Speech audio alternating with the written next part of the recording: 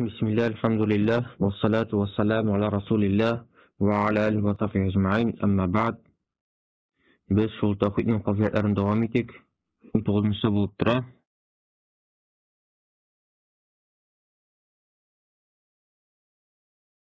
Tawhid ähli yüregin başkalar bilen beýlämi.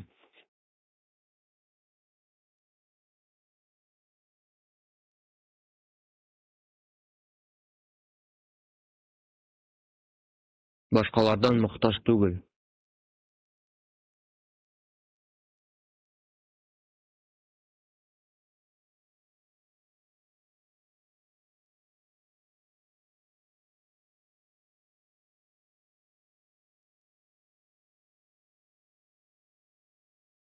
Kişi fikrine qaramay.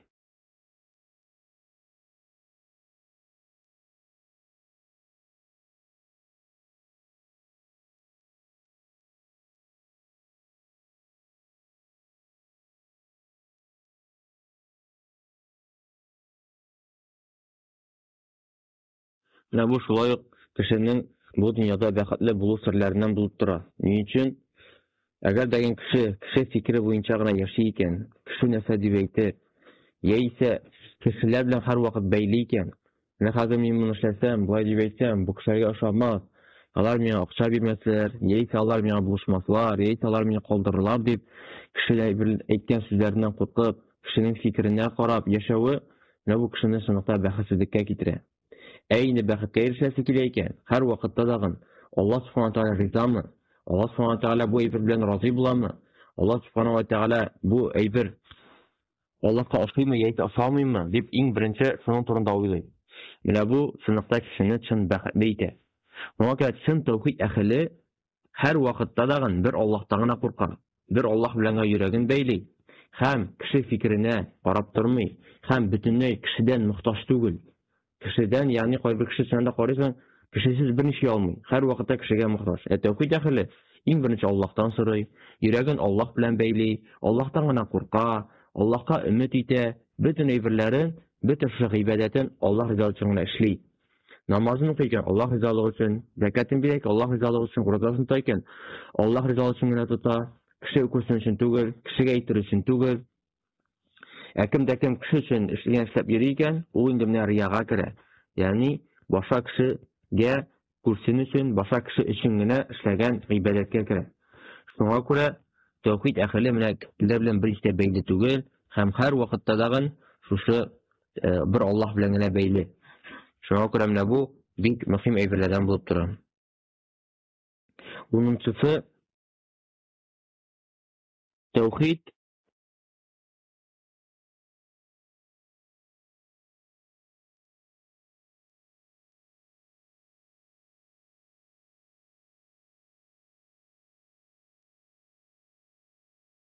kişige ýaxşy gameller işlerge, kişige ýaxşy gameller işlerge ýeňileýte.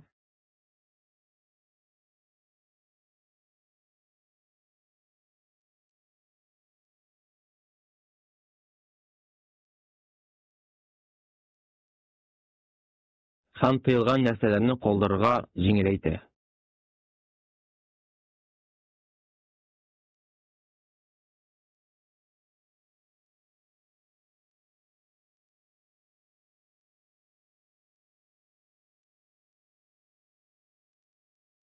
Çünki ýazybyz köpme yürekde iman, tawhid, köpme yürekde tawhid artgan saýyn, köpme yürekde tawhid artgan saýyn, kämil bolgan saýyn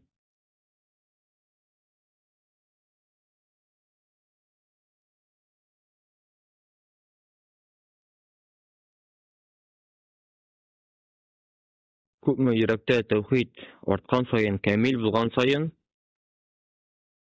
bizning yürekde imanymyz da artar.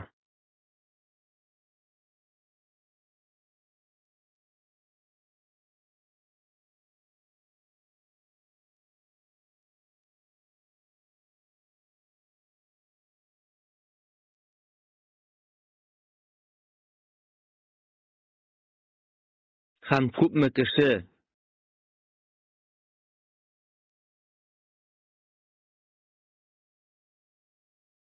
изгелекләрне күп итеп эшли,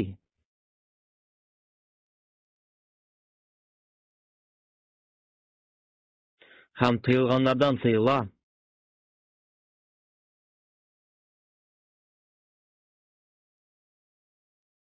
Шуның кадәр үк аңа изгелекләр эшләү җиңел булачак.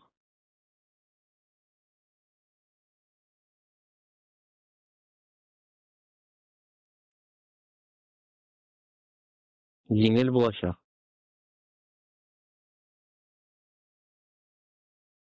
Һәм тыелганнардан тыелу шулай ук җиңел булачак. Чөнки аның тәүхиде камил, аның иманы арткан, ул шушы изгелекләрне эшли һәм көннәдән бер көнне сизә, шушы җиңеллек эшләү аңа шушы гамәлне эшләү шуңкадәр җиңел була аңа. Ягъни кеше мәсәлән тәһаҗҗүд намазында мәсәлән тырыша укый, көннәрдән бер көн сизә, тәһаҗҗүд намаз укымаса, йөрәге ничектер авыртып киткән кебек. Шушы тәһаҗҗүд намаз уку шуңкадәр җиңел була, әмма ул гыйбадәттә мәшәкать булса дагы, ул гыйбадәт авыр булса дагы, кеше менә шул тәүхидне өйрәнгән аркасында, чөнки Аллаһ ризалыгы өчен генә әйтә, тәүхид ул ихласлылык һәм аның шы тәүхиде камил булгач, иманы да гына арта, иманы арткач, ул изге гамәлләр кыла башлый, һәм изге гамәлләр кылгач сизә, шушы гамәлләр аңа җиңел кылына, җиңел эшләнә башлый. Һәм харамларны калдыру шулай ук җиңел була аңа. Ни өчен? Чөнки аның тәүхиде камил, иманы арткан һәм шушы харам әйберләрне калдыра башлый. Кешегә мәсәлән ул авыр булса дагы, мәсәлән кемдер телендә мәсәлән гыйбатле булган булса, яисә ниндидер гөнаһлы әйберләргә ияләшкән булса, шушы менә тәүхиде көчле булган аркасында, камил булган аркасында, ул сизә башлый, шушы әйберне калдыру аңа җиңел булып китте. Хәтта менә шул гыйбадәттә авырлык булса дагы, иртә туры булса, эшләр булса дагы, шушы әйбер аңа Аллаһ Тәгалә тәүхидте камил булган аркасында шушы әйберне эшләүне җиңеләйтә. Һәм ул менә тәүфик дип атала шулай ук. Язып куйгыз, тәүфик. Без һәрвакыт әйтәбез, тәүфиклы бала, Аллаһ Тәгалә тәүфиклы бала бирсен дип, яисә тәүфиклы бул балам дип әйтәбез. Нәрсә соң ул тәүфик дигән сүз? Языгыз, тәүфик. Ул изгелекләр эшләүдә җиңеллек,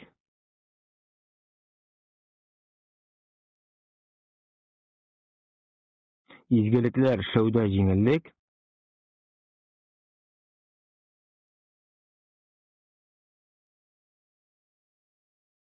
һәм гөнаһларга карата нәфрәт.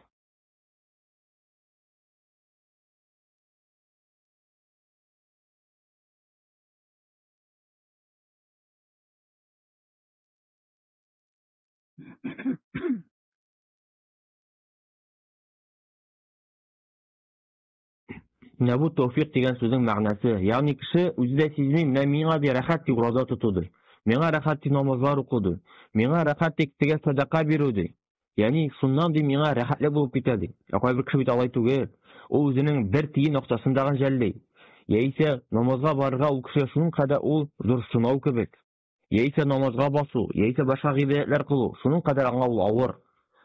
Башка кеше тәүфиклы булган кеше, Аллаһтан килгән тәүфик, ул кеше киресенчә әйтә, миңа рәхәт ди. Мин ди сизәм дөнья шул рәхәтлекне ди, шушы гыйбадәт кылганда. Һәм киресенчә гөнаһларга карата нәфрәт. Менә гөнаһларга Аллаһ Тәгалә әйтә, аңа кешенең йөрәгенә салган, гөнаһларны яратмый. Аракычы булсын, ширк булсын, башка гөнаһлар булсын, кешегә натар сүз әйтү булсын, башка сүзләргә карата аның шушы нәфрәт була, аннан ерагая, ул әйбердән ерак була. Менә бу чын тәүфик дигән сүз.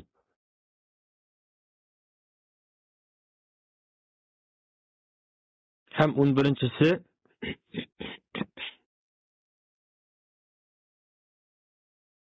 чын тәүхид әһеле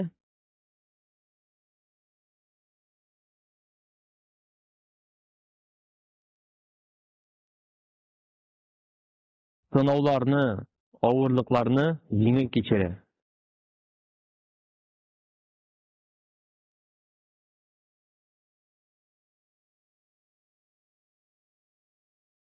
Чын тәүхид әһеле сынауларны, авырлыкларны җиңел итеп кичерә.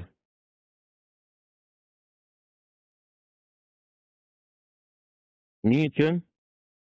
Чөнки ул белә, шушы сынау кемнән? bir Allah'tan gına. Allah subhanahu wa ta'ala bir sınavını niçin? Kişi ümmet ite, imme benim günahlarım gafu itilecek, imme indi benim derecem ko'tarilecek. Biz aytganlik alдағы derslerde imme bu dünyada, yeyse kilesi dünyada, ahirette, cennette o kişinin dereceleri ko'tarilecek. Çünkü en көп sınavga duçar bulan kişiler, onlar peygamberler. Hamçı hadislerde kile, Allah subhanahu wa ta'ala birini kavmini yaratayken dey, аңа яхшылык телейкен dey, аларга сынаулар җибәрә. Һәм бу дөньяда без күрәбез, кемдә кем сынауга күбрәк дучар булды, ул кеше арасында нинди дәрәҗәсе бар. Шуның кадәр сынаулар үтте. Шуның кадәр итеп авырлыклар үтте. Һәм кеше шушы сынауларны үткән саен шуларны җиңеп чыккач, инде ул ниндидер җиңүгә ирешкән кебек була. Һәм монда да шулай. Кеше белә, шушы сынау, шушы авырлык Аллаһның бер үзеннән генә. Бу тәүхид иясе, тәүхид әһле. Һәм ул шушы сынауларны җиңел кичерә. Hatta biz aldangı nişançıdır, 3-cü, 4-cü sözlerden etkenik, bәхет серләреннән кеше киләчәк кайгырулардан кайгырмаска тиеш, һәм булган борчуларга борчылмаска тиеш дип әйткән идек. Хәтта ошо галимнәр дә әйтәләр, кеше юкка барга 80-90% юкка борчыла. Ягъни менә борчылу кешенең 80-90% юкка гына. Нәрсәгәдер борчылып йөри, нәрсә буласын. Шуңа күрә галимнәр аңлаталар, менә син хәзер үзеңә сорау бир. Менә мин кайда? Мин нәрсәдә дип мәсәлән. Хәзер әйтәсең, мин кайда? Мин авылда. Кеше мәсәлән борчыла, ул бер җиргә барып, бер кая эләгә дип, киләчәк турында кайгырып йөри. Нәрсә булыр икән, нәрсә булмас икән дип. Хәтта бер галим сөйли, бер кеше ди, шулай итеп менә безләр галимнәргә килеп сорап йөри ди. Менә минем кызларым ягъва чыксалар, кемнәр эләгер икән, кемнәр булыр икән, кайда яшәрләр икән, нәрсә ашарлар икән, нәрсә киерләр икән дип борчылып йөрде ди. Асылда аның кызлары кияүгә хәтта чыкмады дигән ди. Ягъни юкка барга чәчләрен агартып, шушы әйбергә кайгырып йөрде ди.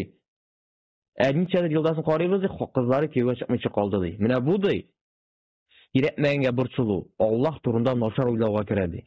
Язып куйгысыз шулай ук кирәкмәгәнгә борчылып йөрү киләчәк турында Аллаһ турында начар уйлауга керә ди.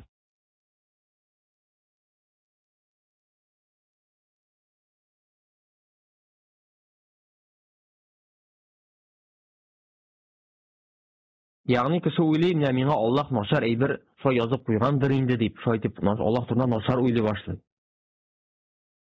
Шуңа күрә чын мөселман, чын тәүхид әһле һәр вакытта да беренче Аллаһтан яхшы уйларга була ди. Чөнки Аллаһ әйтә, мин ди кулыма шундый булам ди. Кайчан кулым минем турында нинди фикердә булачак, нинди мөгамәләттә булачак, нәрсә көтәчәк миннән ди. Шуңа күрә кеше әгәр Аллаһтан шундый әйбер көтә икән, начарлык шуңа кайгырып йөри икән, булмаган әйбергә, буламы әле, булмыймы әле, бу Аллаһ турында начар уйлауга керә. Шуңа күрә без мөселман кешеләр, тәүхид әһелләре, әгәр дә безгә синән авырлык килде икән, бәлки безгә ул әйбер хәерлесе бардыр. Без аны белмибез. Күпме әйберләр безнең тормышыбызда да карасак, күпме әйберләргә без кайгырып, борчылып карадык, шушы авырлык килгәч, шушы әйбер безгә хәерле булды. Кайбер кеше әйтә, менә мин дә авырып киттем ди. Шуның кадәр иттереп каты авырдым ди. Әмма шушы авырган сәбәпле ди, миңа да бер кеше дәгъват кылды ди. Мин ди ислам диненә бастым ди, намазга бастым ди. Ягъни шушы авырлык килү сәбәпле кеше туры юлга баскан. Авыр сынау булды, җиңел булмады. Әмма Аллаһ Тәгалә нинди зур бүләк бирде, шушы хидаят бирде, туры юл бирде. Яисә башка кешеләр баласы каты авырып китте, нәрсәсе китте, әмма асылда ахырда үзе дә баласы да мәсәлән туры юлга басты, намазга басты. Яисә кеше ниндидер нәрсәгә очрады, әмма ниндидер анда сәбәпләр аркасында, шушы авырлык аркасында ниндидер әйбергә фасил булды. Ниндидер яхшы кешеләр белән таныштымы, ниндидер аңа хәерле, бәрәкәтле мал килдеме, ул үзе көтмәгән җирдән. Яисә кеше башка җиргә барды, адашты, әмма асылда хәерлеккә барып килде. Без белмибез нәрсә безгә хәерле. Нәрсә безгә хәерле булачак, бер Аллаһ кына белә. Шуңа күрә шундый кыйсса дагы бар. Шуны сөйлиләр күп. Бер кешенең баласы була, бер кешенең атлары була. Һәм ул шу атларын үзенең атын көтүгә чыгарып бәйли торган була инде. Һәм бер көнне аты янына килсә, карый аты юк. Инде кайгырга кирәк бит инде. Кешеләр әйтләр, менә атың югалды инде, нинди яхшы саба торган атың иде, нинди яхшы атың иде югалды дип, аңа кешеләр әйтә башладылар. Һәм ул әйтә, Аллаһ белүче, Аллаһ хәерлесен насыйп итсен дип әйтә. Һәм көннәрдән бер көнне шушы ат башка кыргый атларны үзенә ияртеп кайтып килә икән. Ягъни шушы ат югалу бер яктан караса аңа шу авыр сынау иде. Ягъни шуның кадәр нәрсә иде? Авырлык иде, сынау иде. Атны югалты, нинди яхшы атын. Әмма ахыры хәерле булды. Ни өчен? Шушы ат үзенең белән кыргый атлар ияртеп алып кайтты, шушы кешенең өенә. Һәм ул атларны тотып куйды. Атлар инде хәзер күбәйде бу кешенең. Ягъни шушы ат югалтуы аңа хәерле булган бит инде. Шуннан бер көнне моның малае шушы кыргый атларны йөрергә өйрәткәндә егылып аягын сындыра. Тагын кешеләр әйтәләр, нинди сиңа сынау килде, нинди сиңа авырлык килде, ничәсең инде хәзер, бердән-бер малайның аягы сынды, хат итеп сынды, озак төзәлер инде, сиңа булыша да алмый, сиңа нитә дә алмый дип, нинди зур сынау сиңа килде. Һәм шулай әйтә, бер Аллаһ кына белүче ди, Аллаһ ахырын хәерле кылсын ди. Менә шулай дип әйтә торган була. Һәм берничә көннән соң буларның шушы илнең патшасы сугышка дип яшь малайларны җыеп йөри икән. Һәм бөтен күршеләреннән шуларның малайларын алып киттеләр. Бу малайга бу кешенең өенә кергәч, шушы малайны сугышка алып барганда карыйлар, бу малайның аягы сынган, юк инде без сине алмыйбыз, син өеңдә генә калын дип калдыралар. Менә карагыз, тагын шушы аяк сыну бу малайны сугыштан, ягъни калдыру сәбәбе булды. Ягъни уяк караса аягын сындырды, нинди авыр сынау, нинди зур авырлык, әмма асылда ахыры хәерле булды. Ни өчен? Чөнки күршеләрнең бөтен балалары киттеләр сугышка, әмма шушы малай аягы сыну сәбәпле шушы өендә калды, әтисе янында калды, әле күпмедер булыша ала, таяк белән йөри ала дигәндәй, шушы аяк сынуы да хәерле булды.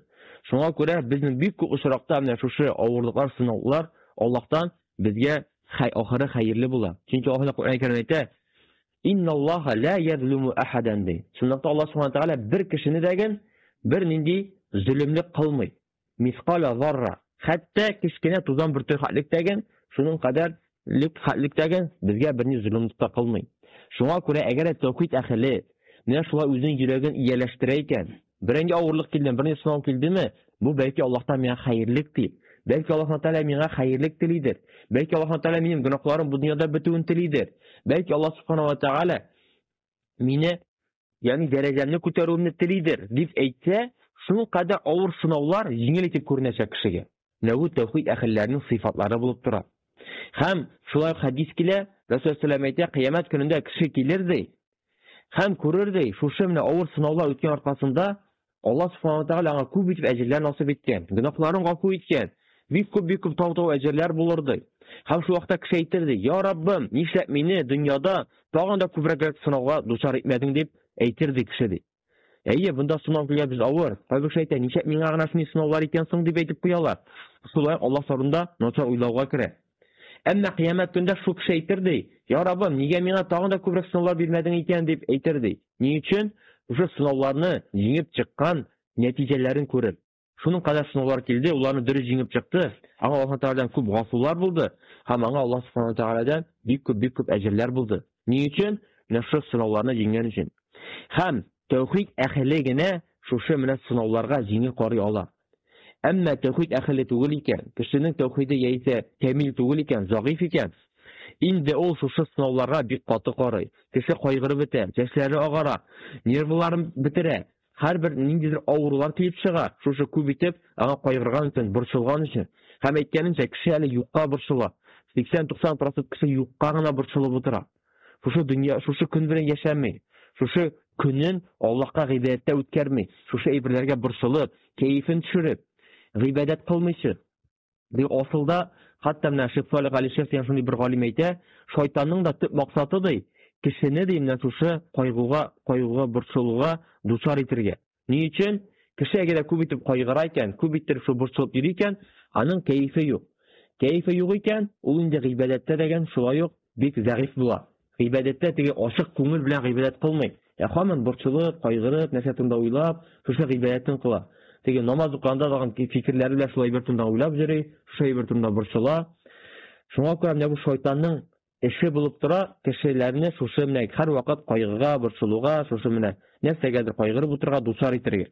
Шуңа күрә тәүхид әһел кеше теге һәрвакыт киң күңелле булырга тиеш. Һәрвакыт көләч йөзле булырга тиеш. Һәрвакыт шундый җиңел карга тиеш шул авырлыкларга, сынауларга. Ни өчен? Чөнки бу сынау Аллаһтан. Аллаһ бәлки сиңа хәерлек телиде. Аллаһ бәлки сине хисапсыз җәннәткә кертәсе киләдер. Бәлки Аллаһ Субхаһу ва Тааля сиңа шул кадәр әҗерләр насыйп әйләгәндер. Синең барлык гөнаһларыңа гафу итәдер. Шунлыктан менә бу сынауларны Аллаһның рәхмәте итеп кабул итә белергә өйрәнергә кирәк. Менә шуны язып куйыгыз. Һәрбер сынауны, авырлыкны бу Аллаһның рәхмәте бит дип кабул итәргә өйрәнергә кирәк безгә, тырышырга кирәк.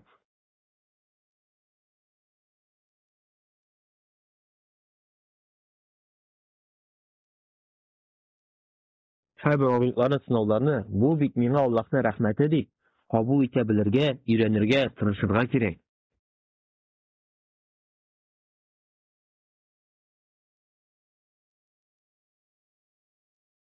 Һәм әйткәнемчә, шулай язып куйыгыз, иң күп сынауга дучар булган кешеләр, алар пәйгамбәрләр. Кешеләрнең иң яхшы, араларында иң яхшы булган кешеләр. Аллаһның иң яраткан куллары, пәйгамбәрләр. Иң күп сынауларга дучар булган кешеләр. 12-нче ахыры була, язып куйыгыз. Тәүхид Рәсүлебез саллаллаһу алейхи ва сәлләмнең шәфәгатенә китерә торган сәбәп булып тора. Тәүхид Рәсүлебез саллаллаһу алейхи ва сәлләмнең шәфәгатенә ирештерә торган сәбәп булып тора.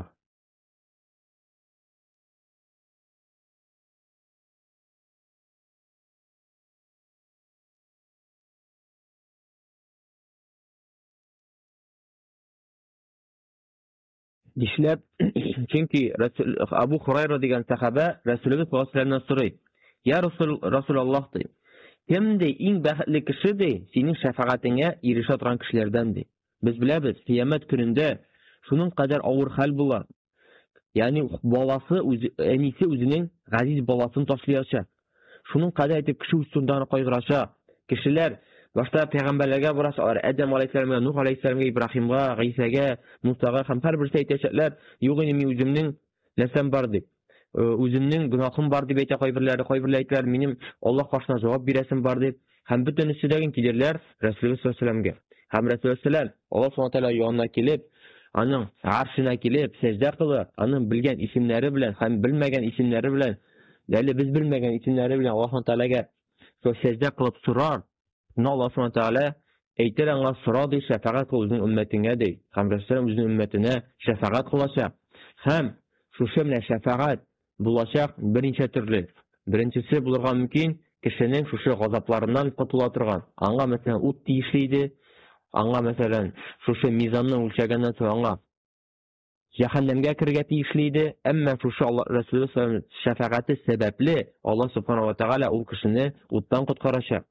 Яисә кеше җәннәттә булырга тиешле иде, мәсәлән, астагына җәннәтнең мәсәлән дәрәҗәсендә.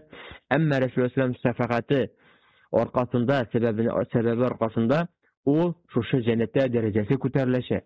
Һәм башка шушы менә шул җәһәннәмдә мәсәлән кеше күпмедер янырга тиеш иде, мәсәлән 5000 ел янырга тиеш язылган иде, әмма Рәсүлнең шәфәгате аркасында ул мәсәлән 100 генә ел янырга мөмкин. Бу барсы да Рәсүлнең шәфәгате һәм Рәсүлнең шәфәгатенә ирешү ул бик зур бәхет булып тора. Һәм шушы менә шәфәгатькә ирешә ала фақат кем дидек? Абу Хурайра сорый. Я Расулаллаһ ди, синең шәфәгатеңә ирешә торган кыямәт көндә иң бәхетле кеше кем булыр ди?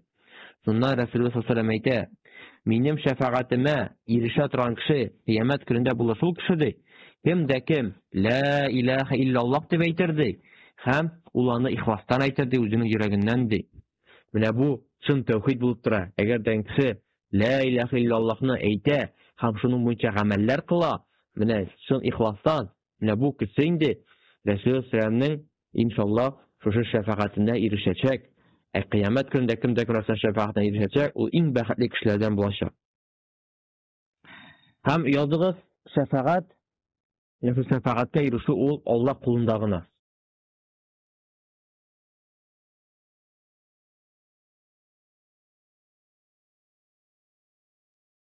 Кайберләр кешеләр Мәдинә шәһәренә килеп, Рәсүлullah сәламның каберенә барасалар даган, куллар күтәреп, "Я Расулаллах, миңа шәфаәтеңне бир кыямәт көндә" дип кул күтәреп дуга сорыйлар. Менә моның хөкеме нинди? Ул бит нәрсә түгел, паш түгел. Ул бит нәрсә түгел, ул кешеләрнең ва һәм дә пәйгамбәрләр иң яхшысы. Кыямәт көндә ул шәфаәт кылачак.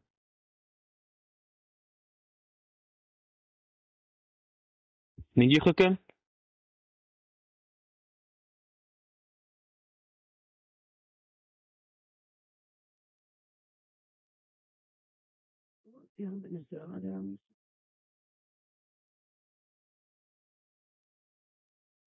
Безнең пәйгамбәрдән сорарга ярамый алайса.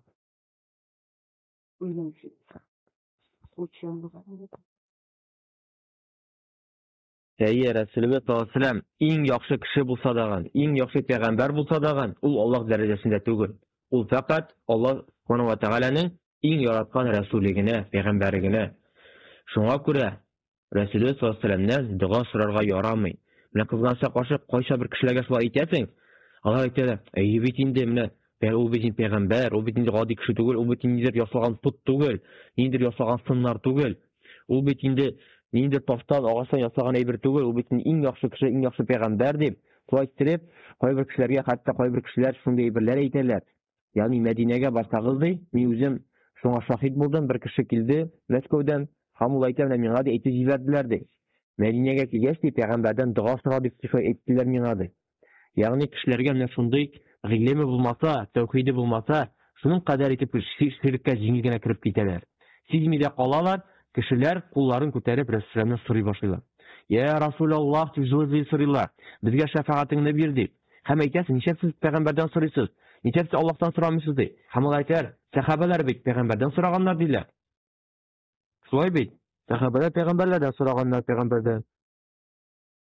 Улар үзенә күрә бер шөбһәт булып тора. Үзенә күрә менә кешене туры юлдан яздыра торган шөбһәтләргә керә. Әмма карап карасак, әйе, сахабалар сәламгә килеп әйтә торган булган: "Я Расулаллах, безнең өчен дуга кыл. Я Расулаллах, безгә шушы, мәсәлән, яңгыр сораганда, мәсәлән, Аллаһтан яңгыр сора безгә" дип. Шулай сорый торган булганнар. Әмма алардан сораганы кайсы вакытта? Пәйгамбәрбез саллаллаһу алейһи ва сәллям икән булган вакытта. Һәм Рәсүлullah үлгәннән соң Мәдинәдә шулай корылык була. Һәм бер сахабәдә генә Рәсүлullah каберенә килеп, Рәсүлullah бер нәрсә сорамый. Кемнән сорыйлар? Аллаһтан гына. Һәм Рәсүлullah төп шушы вазифасы, шушы өммәткә җиткерү, шушы менә дуга булсын, нинди генә гыйбадәт булмасын, корбан салу булсын, ул фақат Аллаһка гына тиешле. Аллаһтан гына шу дуга соралар. Аллаһтан гына яңгыр соралар. Башка бер кемнән дә бер нәрсәдән дәгән яңгыр соралмый. Чөнки яңгырны бирүче кем? Бер Аллаһ үзе генә. Ярар, пәйгамбәрләрне аңладык. Шушы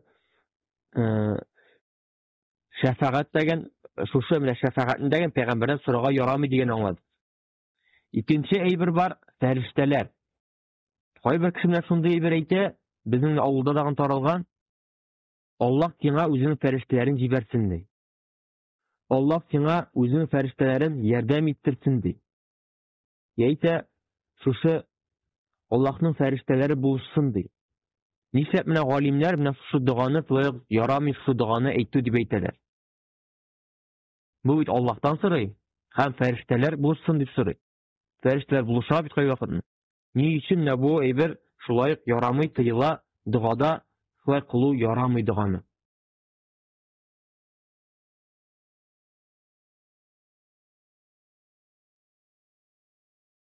Әйе, фәрештәләр шулай ук Аллаһ нәрсә кушкан, шуны гына эшлиләр, һәм Аллаһтан башка бер ничектәген булыша алмыйлар. Ягъни гомумән алганда, безгә фақат шусы булышуны, безгә ниндидер ярдәм бирүче ул бер Аллаһ кына.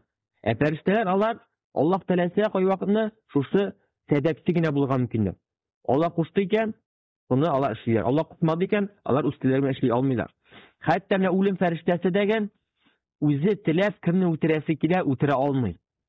Фақат Аллаһның әмере булганда гына шушы үлем фәрештәсе килеп җанны ала. Әгәр Аллаһның әмере юк икән, Аллаһ Тәгалә кушмады икән, ул берничә әйберне эшли алмый. Шуңа күрә нинди генә изге фәрештә булмасын, Җибрилме, Микаилме, Исрафилме, үлем фәрештәсеме, башка фәрештәләрме, Аллаһ Субханаһу ва Тәгалә кебек дәрәҗәдә түгел алар. Аллаһ Субханаһу ва Тәгаләнең куллары алар, гөнаһсыз куллары, әмма Аллаһ Субханаһу ва Тәгаләдә белән бер рәттән түгел. Аллаһ Субханаһу ва Тәгалә кушмаган эшне эшли алмыйлар һәм барлык эшләрен фақат Аллаһ кушса гына эшлиләр. Шуңа күрә ни өчен син шушы эшне эшләүче кешедән әйбердән сорыйсың? Чөнки син бит сорый аласың турыдан-туры Аллаһтан. Кем бөтен әйберне бул дип әйтүе җитә, шул әйбер сразу булачак. Һәм икенчедән, син каян беләсең шушы ярдәмне Аллаһ фәрештәләр аша гына җибәргән? Бәлки ул аны башка усул белән җибәрәдер. Бөтен әйбердә дә Аллаһ Субханаһу ва Тәгалә фәрештәне җибәрми. Аллаһ Тәгалә үзенә бул дип әйтә, Аллаһ Тәгалә нәрсә тели, ничек тели, шулай була. Бөтен ярдәмдән фәрештә аша гына килми. Шуңа күрә ул фәрештәләрен җибәрсен дип әйткән сүз, өченчедән китерергә мөмкин кешенең шушы менә фәрештәләрнең дәрәҗәләрен күтәрүгә. Һәм әйтергә мөмкин, менә безнең әниме, безнең әбиме һәр вакытта да менә шундый дуга сорый иде. Аллам, я Раббым, миңа фәрештәләрне җибәр, безгә фәрештәләрең килсен дип. Һәм кеше менә шул менә фәрештәләр димәк булыша дип кеше уйларга мөмкин. Һәм менә шушы киләчәк буынга шундый фитнә булырга мөмкин, шундый сынау булырга мөмкин. Алар әйтергә мөмкиннәр, менә безнең фәрештәләрне гел турында сорыйлар иде, һәм фәрештәләр шушы ниндидер Аллаһ дәрәҗәсендә кебек, ниндидер эш эшли ала торган, ниндидер тәэсир ясый торган, ниндидер затлар дип уйларга мөмкин, һәм киләчәктә булырга мөмкин шулай фәрештәләргә гыйбадәт кылырга башларга мөмкин. Шуңа күрә кечкенәдән үк балаларга тәрбия кылырга кирәк. Сорыйсың икән, бер Аллаһтан гына сора. Ничек иттереп Рәсүл Ибн Габбасқа аңлата иде. Я уланды, әгәр дәгәр син нәрсәгә дә булса сыйнасың килә икән ди, бер Аллаһка гына сыйын ди. Әгәр дә берәр нәрсә сорыйсың килә икән ди, кемнән генә сорады? Бер Аллаһтан гына сорады. Һәм шунлыкта ди, әгәр дә бөтен өммәт, кешеләрме, җиннәрме, сиңа җыелып файда эшләр килсә ди, алар сиңа файданы эшләр шуның кадәр ди.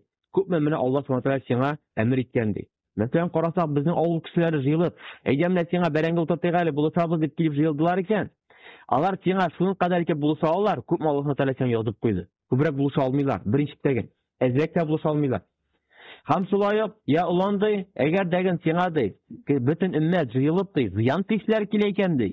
Бөтен өммәт җыелып, мәсәлән, бөтен сихерчеләреме анда, күрәзәчеләреме, явыз кешеләрме, җыелып менә сиңа зыян тишләр килә икән ди.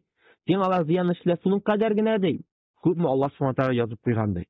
Күпме Аллаһ сиңа насыйп иткән, күпме Аллаһ тәкъдир кылган, күпме Аллаһ сиңа шуларны язып куйган зыян эшләргә. Алар шуның кадәр генә зыян эшли алалар, күбрәк эшли алмыйлар. Чөнки Аллаһ Субханаһу ва Тәгалә язмаган күбрәк китереп зыян кылырга сиңа. Шуның кадәр күпме Аллаһ язып куйган, шуның кадәр генә сиңа менә нәрсә эшлиләр ди. Һәм галимнәр әйтәләр, шушы Ибн Габбаска якынча 13 яшь кенә булган Рәсүл менә шушы аңа нәсихәтне әйткәндә. Ягъни бу күрсәтеп тора тәрбия, балаларга тәрбия кылу. Әйтмәгән, я Ибн Габбас, миннән генә сора, миннән генә дуга сора, минем белән генә йөрәкне бәйлә димәгән. Аллаһ белән бәйлә дигән. Аллаһтан гына сора дигән. Аллаһтан гына ярдәм сора дигән. Һәм Аллаһ белән йөрәгеңне бәйлә дигән. Шуңа күрә менә бу шәфаәт, менә бу шулай. Шәфаәт ул әйтик язып куйдык бер Аллаһның кулында гына. Һәм шәфаәтнең ике шарты бар. Шәфаәткә ирешү менә кем дә кем шәфаәткә ирешәсе килә, аның ике шарты бар. Беренчесе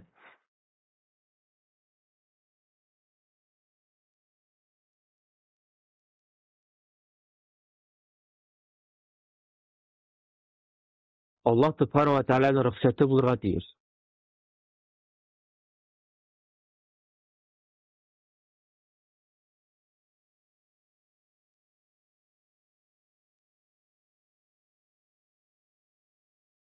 Шәфаәт кылучы кешегә һәм шәфаәт кылына торган кешегә.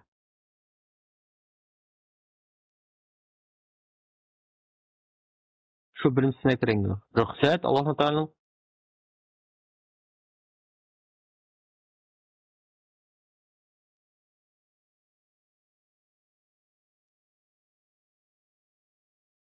шәфаәт кылучы кешегә һәм шәфаәт кылына торган кешегә. Чөнки без беләбез, шәфаәтне әле Рәсүлнең кала шәһитләр дә кылачак. Кешенең мәсәлән берәр якын туганы шәһид булып үлде икән, Кыямәт көнендә ди Аллаһ Subhanahu Ta'ala аңа 70 кешегә үзенең гаиләсеннән шәфәгать кылырга мөмкинчелек бирәчәк ди. Шулай ук, мәсәлән, әйттек, пәйгамбәрләр шулай ук шәфәгать кылачаклар. Һәм башка булырга мөмкин фәрештәләрме, башка изге кешеләрме үзләренең шушы туганнарына, якыннарына шулай шәфәгать кыла алачаклар дип килә шушы нәрсәдә.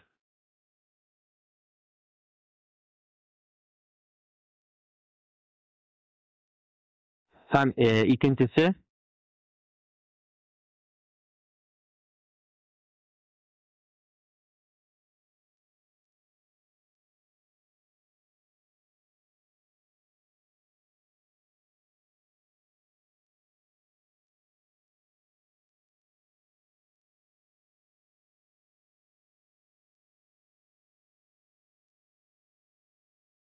икенчесе Аллаһ Subhanahu Ta'аланың шушы ризалыгы булу. Аллаһ Subhanahu Ta'ala разый булу.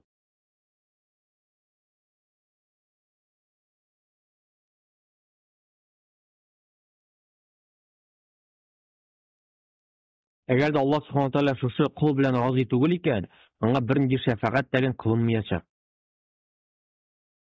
Һәм шәфәгать әйткәнемчә, ул бөтенесе Аллаһ кулында гына. Һәм Аллаһ разый түгел икән шушы кул белән. Шушы кул мәсәлән нир гөнаһлар эшләгән икән. Яисә Аллаһ Subhanahu Ta'ala ширк китергән икән, Аллаһ Subhanahu Ta'ala тиңдәшлек китергән икән. Ул ничек кенә шәфәгать сорамасын, Расул сәламнән булсынмы, фәрештәләрдән булсынмы, шәһидләрдән булсынмы, башка нәрсәләрдән шәфәгать сораса дагы, Аллаһ Ta'ala разый түгел икән, шушы фәрештәме, шушы пәйгамбәрме аңа шәфәгать кыла аламы? Юк, берничә дә кыла алмый. Чөнки менә Аяtul Курси укыганда дагы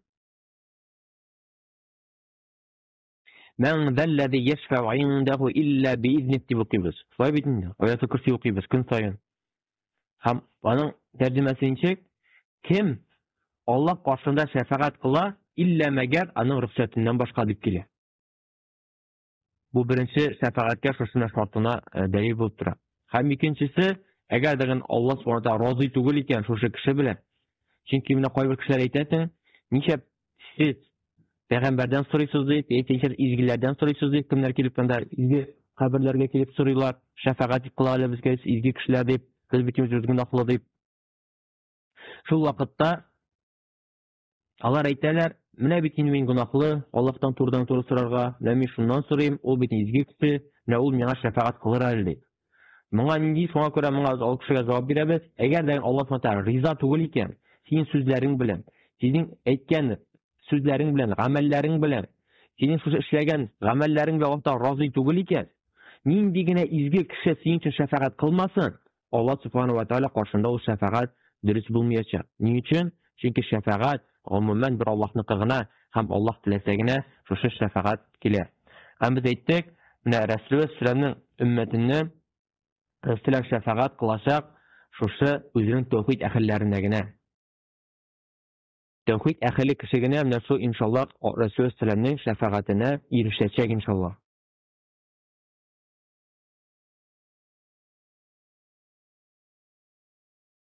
Менә бу тәүхиднең фазиләтләре булды. Менә шушы фазиләтләрен тәүхидне без еш укып торсак иде, вагаза сөйләсәк иде, туганнарга сөйләсәк иде. Чөнки менә бу искә тутыру, искә төшерү була, һәм искә төшереп, шушы менә файда китерү була. Аннан соң ахырда бер мәсьәләне тагып китәсем килә иде.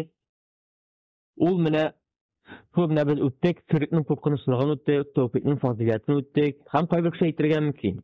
Менә мин ди алдан ди шушы хөрәкәтләргә, шушы менә ширкларга эшли идем, зур ширк булсын, кече ширк булсын, хөрәкәтләргә ышана идем. Кешене зулда сатканда артыннан идәнен сиберми идем, кара песи үткән зулны чыкмый идем, буш клиентлар сораса каршыма өйгә кирип китә идем.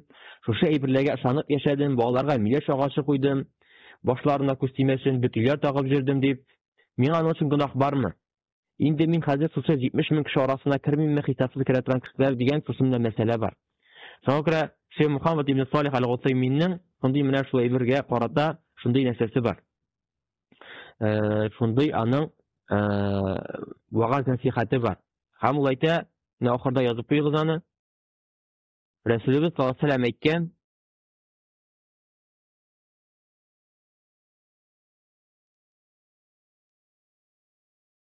минем өммәтемнән 3 төрле кешегә гөнаһ язылмас.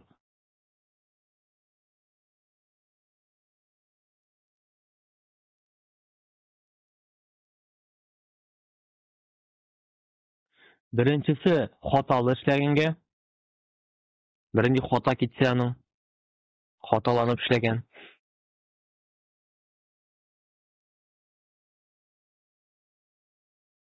Икенчесе онытып эшләгән.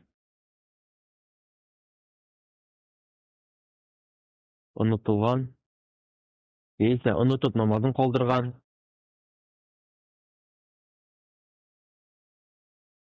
Һәм өченчесе аны көчләп, куркытып эшләтелгән гамәл. Мәсәлән, әйтәләр, без сине үтерәбез, әгәр дә син ясый гөнаһны эшләмәсәң дип. Көчләп, куркытып эшләнгән эшне. Ягъни менә Рәсүл әйткән, Аллаһ Субханаһу Тәгалә бу 3 төрле кешедән гөнаһ язылмый бу кешегә. Мәсәлән, хаталанып эшләгән, нидер эшне хата белән эшләгән, менә шулай укырга кирәк иде, шулай эшләргә кирәк иде уйлаган да хаталанган. Һәм өченче оныткан, мәсәлән, ул һәр вакытта мәсәлән, эшендә намаз укый иде, мәсәлән, казында эшкә йөри иде. Бүген ул иртәрәк кайтарып җибәргәннәр аны, өенә кайткач, ул уйлаган, намазын укыган дип уйлаган, оныткан намазын укымаганын. Чөнки ул көн саен эшендә намазын укый иде, мәсәлән, өйлә намазын. Бүген иртәрәк кайтарганнар, сәгать 11-дә аны. Һәм өенә кайткан эшләрен эшләп йөри, һәм башында һаман мин намаз укыдым бугай дип уйлап йөри. Әмма асылда ул намазын укымаган һәм аңа гөнаһ язылмый, ни өчен? Чөнки оныткан. Үзе теләп шу намазын калдырмаган. Аңа гөнаһ язылмый, һәм ул искә төшергәч, шу намазын басып укый. Һәм өченчесе кешене көчлиләр мәсәлән. Көчләп әйтәләр, әгәр дә бу эшне эшләмәсәң, без сине үтерәбез дип куркыталар. Ягъни шуның кадәр итеп каты куркыныч һәм андый вакытта хәтта күферлек сүз дә әйтергә ярый. Мәсәлән, әгәр дә кеше үтерә икән, мин Аллаһка ышанмыйм дип, яисә мин пәйгамбәргә ышанмыйм әйтергә ярый. Шул вакытта чөнки аны үтергә мөмкиннәр. Шушы куркыныч булган сәбәпле, чөнки ул үлергә мөмкин. Шул вакытта аңа шушы әйткән өчен гөнаһ булмый, шушы менә аңа көчләгәнгә күрә. Әмма безнең ширк мәсьәләсенә калганда, ул беренчесе безгә кирәк, кеше хаталанып эшләгәндә. Шуңа күрә менә хата язып куйыгыз. Кеше хаталану, ул нәрсәнедер белмәү шулай шунда керә. Чөнки кеше хаталана белмәү сәбәпле.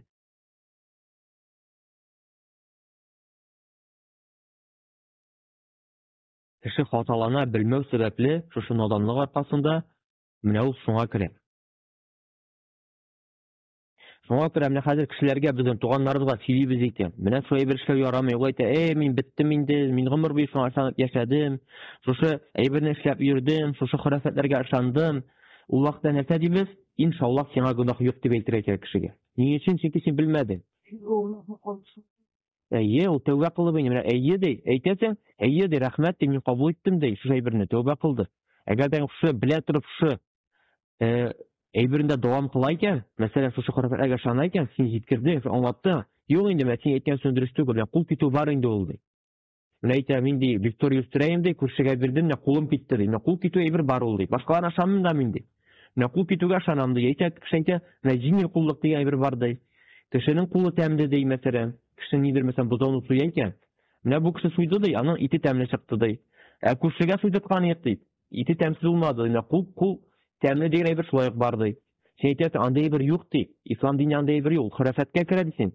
Кеше шушы әйберне дәвам итә икән, шушы гыйлеме килгәч тәгән. Инде аңа шушы әйбергә гөнаһ барачак. Әмма кеше әйтә икән, мин белмәдем бит бу әйберне ди. Мин бу әйбер турында менә синнән беренче тапкыр ишеттем ди. Һәм шушы әйберне калдырды, шушы хөрәфәткә ышану калдырды, һәм беренчедән тәүбә кылды. Шушы әйбернән аңа иншаллах шу тәүбә кылган өчен шулай ук Аллаһ Тәгалә гафу итә барлык гөнаһларын. Һәм икенчедән аңа гөнаһ юк иде. Ни өчен? Чөнки ул белмәде. Шушы әйбер гөнаһ икәнлеген белмәде. Аңа шулай өйрәткәннәр, аңа шулай сөйләгәннәр, ул шу әйберне кечкенәдән тыңлап үскән, шу әйбердә гомер буе яшәгән, инде аңа дөрес дәлил килеп җитмәгән. Шуңа күрә аңа гөнаһ юк, иншаллах. Шуңа күрә менә бу тәүбә кылуның шушы дөрес сәбәпләреннән булып тора, дөрес серләреннән, Кешегә җиткергәндә кешегә җиңеләйтергә кирәк. Укытырга кирәк түгел. Әйтергә кирәк. Менә шулай. Әмма сиңа гөнаһ юк иншаллах. Аллаһтан өмет итәбез, сиңа гөнаһ юк дип, әгәр сиңа бөтенләй шул әйберне калдырсаң, сиңа киресенчә иншаллах әҗер була. Сөннәт буенча эшләсәң, шушы хuraфатларны калдырсаң, шушы хuraфатларга нитмәсәң, итең китмәсә дип инде. Шуңа күрә кешеләргә менә бу әйберне җиткерү ваҗиб, кирәк, мөһим. Әйткәнемчә, әгәр дә безнең бер туганыбыз аракы эчеп йөрсә, яисә тәмәке тартып йөрсә, без аңа ачуланабыз, пафанимны дип әйтәбез. Әмма кеше шушы кеше ширкне сөйли, хuraфатларга ышанып яши, шушы хuraфатлардан куркып, бәхетсезлектә, шушы кайгырып яши. Әмма без шушы әйбергә кешегә җиткермибез кылганча каршы, туганнарыбызга булсын, дусларыбызга булсын, менә ул бик мөһим булып тора. Шушы менә тәүхидтән башлау. Бер Аллаһка гына гыйбадәт кылыйк, бер Аллаһка гына кайтыйк. Һәм тәүхидне юкка чыгарган әйбердән башлау шулай ук ширктән. Аллаһтан башка бер нәрсәдән сорама. Аллаһтан башка бер әйбердән дә курыкма. Һәм шушы хuraфатлардан курыкма. Шушы хuraфатларга ышанма дип, шушы әйбердән башлау бик мөһим. Һәм менә шул безнең дөрес дәгъват булырга тиеш. Һәм шул вакытта дәгъватыбызда иншаллах бәрәкәт сизербез. Һәм шул вакытта гына шушы безнең дөрес дәгъват булып саналыр. Субханакаллаһумма ва бихамдик, ашһаду ан ла илаха илля анта, астагфирука ва атубу илейк.